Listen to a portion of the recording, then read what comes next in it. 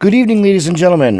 My name is Steve Ball, and wow, I've just read this post from a friend of mine, and I got a hold of her and asked permission to do this live audio to talk about her post and share some of my thoughts.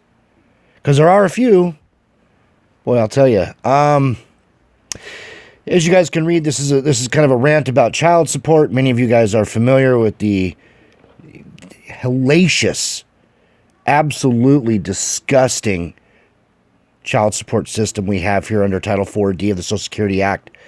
The Safe Children and Safe Children and Adoptions Family Act. I just screwed that up again. Forgive me. The Safe Children's, yeah, whatever. Title 4D. Okay. So I get a hold, I'm reading her post, and I get a hold of her, and I says, do you mind if I do a live audio about this? And she said, no, absolutely. I said, do you mind if I discuss your name so people know how to find you? And she said, absolutely. You do you, boo. And I said, great. I really want to talk about this, and I just think this is a sad travesty.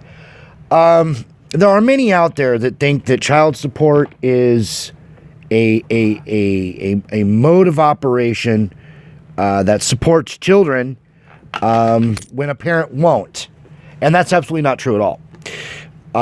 So they're of this mindset that child support is a necessary so that the child gets all of the good stuff that he or she needs to live a happy and productive life, with both parents putting in. But I've got a couple problems. I guess I'm going to start right here, because this illustrates many problems that many men face. So my friend Alexis, she posts this. So lucky me gets home, and of course has a shit ton of mail. I got a letter from the Division of Child Support. They are going to start pulling $512 a month from my paychecks. And to make it even better, my rent is going up $30 a month in February. Ugh. Rent. I can see. But this when my number is blocked for months. No correspondence, period. I know he is having a third child with a third woman in March. He is a freaking master sergeant. And with the third child's mom, she's in the Air Force. I read that right?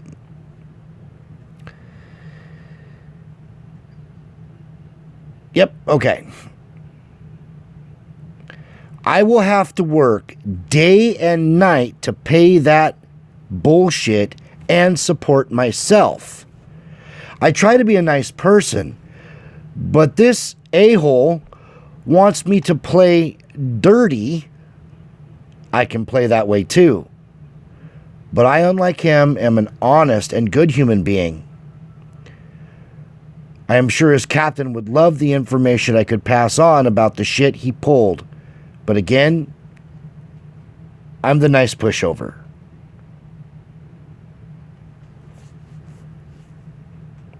So we're talking about a master sergeant, and the income on a master sergeant ain't bad.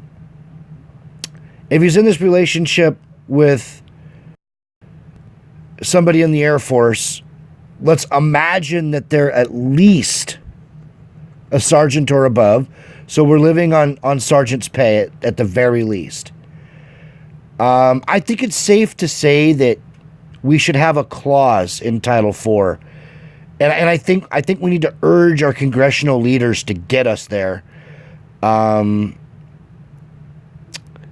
The needs have been met. We have one parent who's struggling just to keep the roof over their head, working day and night, just to keep their roof over their head. If anything happens in the second parent's world, at this point, we're so financially strapped, a flat tire, the transmission goes out. This second parent, my friend Alexis, could lose everything in the snap of a finger. Not only that, but she'll be contempted by the court and could very well likely go to jail. If there were visitations, those would be over in a heartbeat based on the contempt, and the whole thing snowballs from there.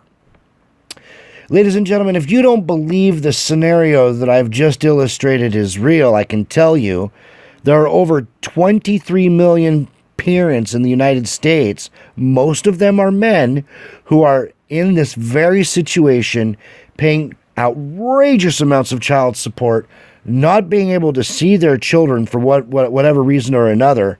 Over half of them are not convicted of crimes. We're talking about a disturbing child support system. We used to talk about it on the podcast I used to do. This is, again, Title 4D. When you couple this with these red flag laws they're coming out with now, when you couple this with the Brady Act, when you couple this under VAWA, you start realizing there is a lot of money being transferred to a lot of people. We're talking about, billions of dollars. That's million with a B, if you're not aware. How can this young lady ever have peace of mind? You could say, well, $500 is nothing. $500 a month is nothing. Well, I can tell you what I can do on $500 a month to support one child. I want you to consider that for a minute. $500 a month to support one child. Let's bring it home and talk about my personal situation for a minute. I kind of want to bring it home. I have two children that live in my home with me. One of them is in extracurricular activities. That costs right around $100 a month. Between her lunches, between her clothes, her coats, we don't even break $200 a month. She's 6 years old. I don't think we go through more than maybe another $30-40 a month in food. The extracurricular activity is not a requirement. So that doesn't have to be for every child. If you take advantage of some of the after-school programs that some of your cities offer, some of your schools offer, there's some really neat stuff out there if you look for it. A lot of libraries offer free programs and things, extracurricular things. There's a lot of things to go and do that don't cost a lot of money. So I don't know how to justify $500 a month in child support for one child, when I know, as a reasonable person living in this society in 2019, that it takes almost 2 jobs to keep a roof over your head these days. Unless you get lucky and you happen to land a $30,000 or maybe a $50,000 a year job, this is going to be your situation. If you're under about $35,000 a year, you're struggling to keep that roof over your head. That $500 a month is literally your survival. Now, I understand moving this money when both parents are struggling. This is why we have social services, and that system is being abused. President Trump is talking about slashing that too, and I don't know enough to talk about it. I don't know what his plans are yet. I know that there's definitely some people that are upset, and I'm not sure it's justified for them not to be upset. I'm not there yet, so don't hammer me on that point. But what I am saying is, we've got this young woman on a slippery slope that could wind her up in jail if any little thing in her world changes, which these changes are out of her control. Her employer she could walk into work tomorrow and her employer could say, you know what, got to let 2 of you go today. You're the short man on the totem pole. Have a great one. And now within maybe 90 days, she'll be sitting in a jail cell, no apartment, no visitation, child support's occurring against you, and unfortunately, under Title 4D, very little of it is quote-unquote forgivable. But I offer you this. Have the child's needs been met? Let's say I was a millionaire. I get custody of the child. I am a millionaire. I'm making $750,000 every 6 months because I've got a shipping company. Let's say I'm a millionaire. Is it even reasonable to ask somebody who's making $50,000 to $90,000 a year to even consider child support? Is that reasonable? No, it's not. It is not reasonable, and we need to send this message to our congressional leaders. At some point, I think it's arguable that the child's needs have been met. And all we're doing in this case is creating a very unfair advantage, twisting the arm of the citizenry. When we're talking about scales that are over 40 or 60 or even 100 or 200%. Sorry about that. I had an alarm go off. So we're talking about over 200% more income than the other parent. It is not logical to ask for this support. It's just not logical. So I think we do need to urge our congressional leaders and our state leaders to consider a child's needs met clause. This is ridiculous. That's all I'm going to say about it right now. If you guys want to talk to her, her name's Alexis Wolfe, W-O-L-F-E.